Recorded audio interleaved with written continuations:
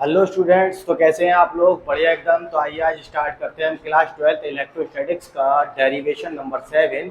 और इसके अंदर देखेंगे इसके अंदर के electric field due to the positive charge, यानी कि एक शीट की वजह से हमें क्या करना है, इलेक्ट्रिक फील्ड निकालना है। ठीक, तो देखिए सबसे पहली चीज़, एक शीट है, मतलब इसके ऊपर पॉजिटिव चार्ज डिस्ट्रीब्यूट हुआ है, तो इसका सरफेस चार्ज डिस्ट्रीब्यूशन होगा सिग्मा। कितना होगा बेटा? सिग्मा, क्योंकि यहाँ सरफेस के ऊपर फैला हुआ है, इसलिए हम इसका सरफेस चार्ज डिस्ट्रीब्यूशन लेंगे सिग्मा। अब दूसरा, इसके बाद में एक इमेजिनरी गॉसियन सरफेस बनेगा, हमें उसकी वजह से इलेक्ट्रिक फ्लक्स निकालना होगा, और फिर इसके अंदर हम क्या करेंगे, गॉस थ्योरम को अप्लाई कर देंगे, और फिर हमारा ये फॉर्मूला आ जाएगा, E equal to sigma upon twice epsilon not आएगा। ठीक, तो ये रहा आपका एक प्लेन शीट आपकी स्क्रीन पर। ठीक है, हमने यहाँ पर यूनिफॉर्मली पॉजिटिव चार्ज डिस्ट्रीब्यूट किया, जिसका डिस्ट्रीब्यूशन था पॉजिटिव, और जिसका सरफेस चार्ज डिस्ट्रीब्यूशन है कितना, सिग्मा। अब हम क्या करते हैं बेटा, इसको समझने के लिए हमको क्या करना पड़ता है, एक शीट ले लेते हैं।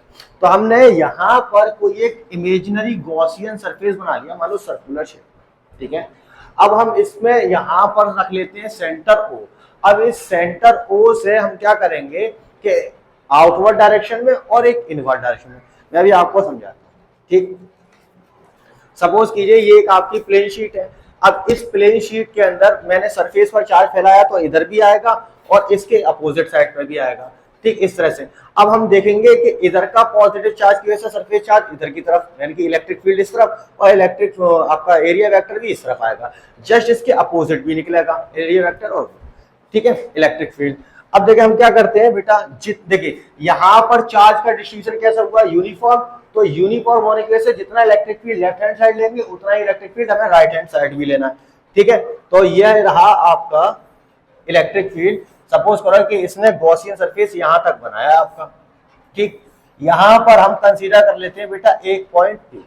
ठीक, और जस्ट इसके लेफ्ट साइड जब आएंगे, तो लेफ्ट साइड में भी उतनी ही डिस्टेंस पर इसका इलेक्ट्रिक फील्ड बन रहा होगा। क्लियर हो गया?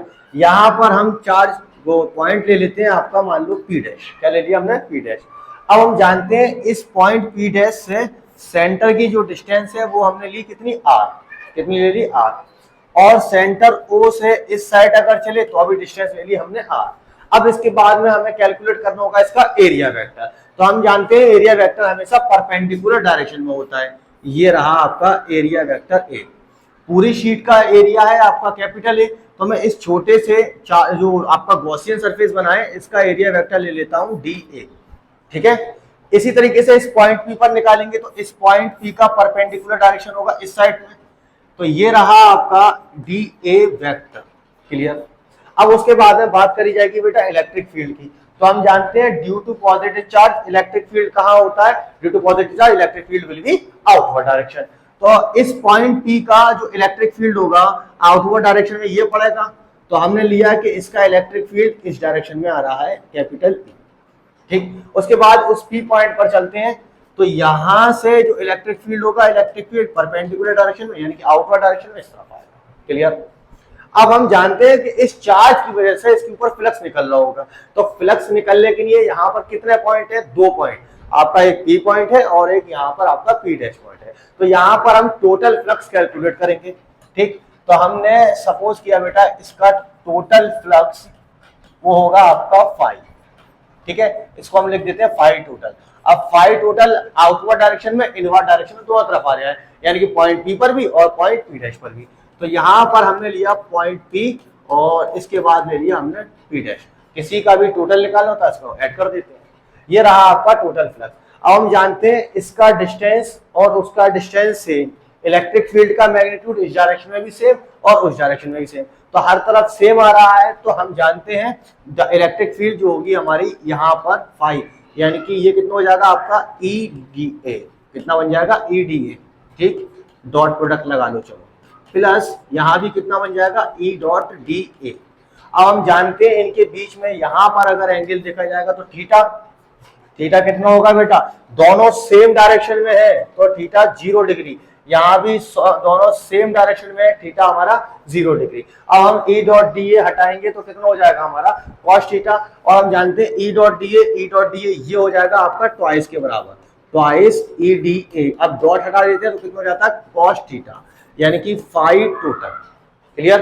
थीटा की वैल्यू हमें 0 रखनी है, तो फाई टोटल इक्वल टू कितना हो जाएगा आपका ट्वाइस ई डी ए, क्योंकि हम जानते हैं थीटा यहाँ पर हमने 0 रखा है, कितना रखा है 0 डिग्री, और cos 0 की वैल्यू कितनी होती है 1। ये हो गया आपका इक्वेशन नंबर 1। अब हम क्या करेंगे बेटा बाई गॉस थ्योरम, क्योंकि ये सारी चीज हमें एप्लीकेशन ऑफ गॉस थ्योरम होती है, तो हम इसको लिख देते हैं बाई गॉस थ्योरम।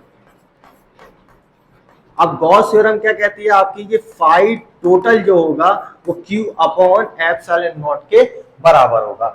अब इसको हम कंसीडर कर लेते हैं इक्वेशन नंबर 2।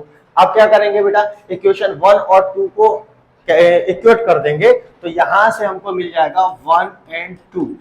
तो ये हमको क्या देता है बेटा, ये हमको देता है Q upon epsilon not twice E D A, ठीक। और हम जानते हैं यहाँ पर अब हमें चार्ज की वैल्यू को हटाना है, तो कैसे हटाएंगे, क्योंकि सरफेस के ऊपर चार्ज डिस्ट्रीब्यूशन हुआ है सिग्मा, सिग्मा इक्वल टू कितना होता है चार्ज पर यूनिट एरिया, ठीक है।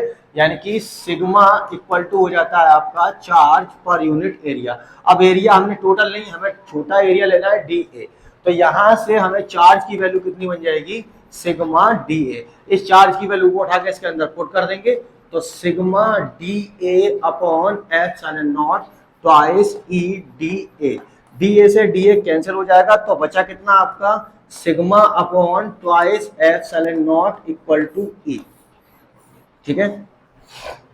इलेक्ट्रिक फील्ड का हमारा ये फॉर्मूला आ गया। अब हम क्या करें, इस शीट को थोड़ा सा थिन कर दें, इस शीट की जो थिकनेस है वो कम करते चले आए, और यहां तक कि एक प्लेट जैसा ये फॉर्म बना ले। तो जैसे ही ये एक प्लेट जैसा फॉर्म बनाता है, तो इसका ये 2 है वो कैंसिल आउट हो जाएगा, हट जाएगा, ठीक है, क्योंकि थिन के लिए ये 2 नहीं आता है। क्लियर हो गया। चलिए, एज अ प्लेट की तरह बिहेव करती है, ठीक है। तो ये हो जाएगा हमारा for thin sheet, thin sheet, ठीक। तो थिन शीट की तरह फॉर्मूला में कितना मिलेगा, E is equal to epsilon not, और ये फॉर्मूला हम पैरेलल प्लेट कैपेसिटर के अंदर देखने वाले हैं, ठीक है।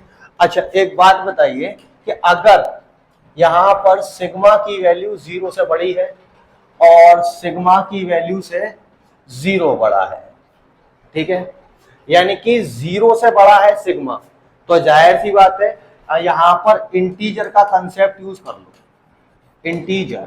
तो इंटीजर हमारे कितने होते हैं बेटा, एक तो होता है पॉजिटिव इंटीजर, दूसरा होता है हमारा नेगेटिव इंटीजर, और जीरो इंटीजर होता है, ठीक है। तो हम जानते हैं कि नेगेटिव से अगर वैल्यू बड़ी है तो वो 0 होगी, ठीक है, और 0 से बड़ी है तो वो पॉजिटिव होगी। तो E इज इक्वल, यानी कि 0 से बड़ा है सिग्मा, तो यहाँ पर ये बिहेव करेगा बेटा पॉजिटिव चार्ज की तरह, पॉजिटिव चार्ज, यानी कि उसके ऊपर कैसा चार्ज फैला हुआ है, पॉजिटिव चार्ज। और अगर सिग्मा की वैल्यू 0 से बड़ी है, ठीक है, 0 बड़ा है सिग्मा से, तो इसका मतलब ये नेगेटिव चार्ज है। कैसा है, यानी कि शीट के ऊपर नेगेटिव चार्ज आया है, ठीक है।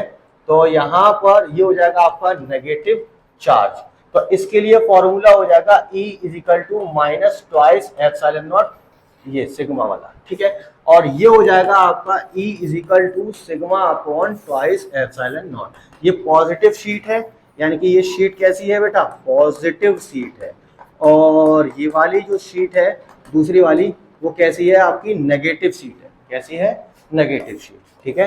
यानी कि जो शीट यूज हुई है वो कैसी है बेटा, इसके ऊपर नेगेटिव चार्ज आया है, और उस वाली शीट के ऊपर कैसा आया है बेटा, पॉजिटिव चार्ज, ठीक है, पॉजिटिव चार्ज।